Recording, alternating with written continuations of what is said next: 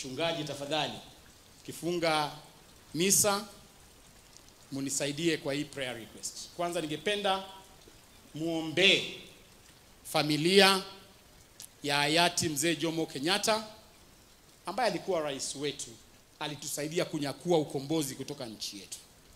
Wa pili, ningependa uombe mzee rais wetu wa pili, mzee Daniel Arap Moi, ambaye alikumbukwa kwa kupatia watu maziwa na watoto maziwa ya Nyayo. Tukakumbuka, akatusaidia, akatuletea msingi na amani ambayo ilikuwa Kenya yetu. Ya tatu, ningependa uombe familia ya immediate former president wetu Uhuru Kenyatta. Nataka umuombe sababu wakati wake Mheshimiwa Mwai Kibaki, Mheshimiwa Mwai Kibaki wakati wake alileta free primary education. Tunamkumbuka Mheshimiwa Mwai Kibaki, hii Thika super highway yeye ndio alileta.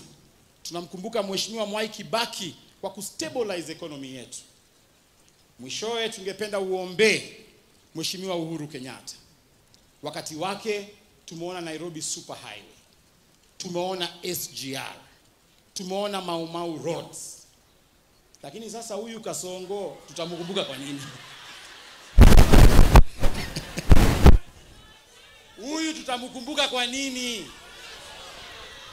Iko barabara ameunda kweli?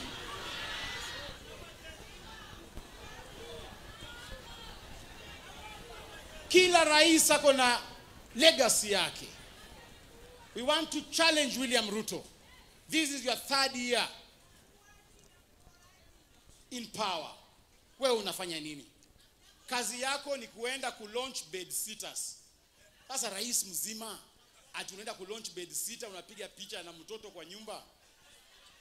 So mimi ningependa kuomba tafadhali utuombe. Mwisho kabisa ni kualika our second deputy president, the truthful man,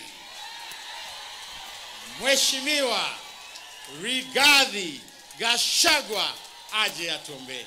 Thank you so much.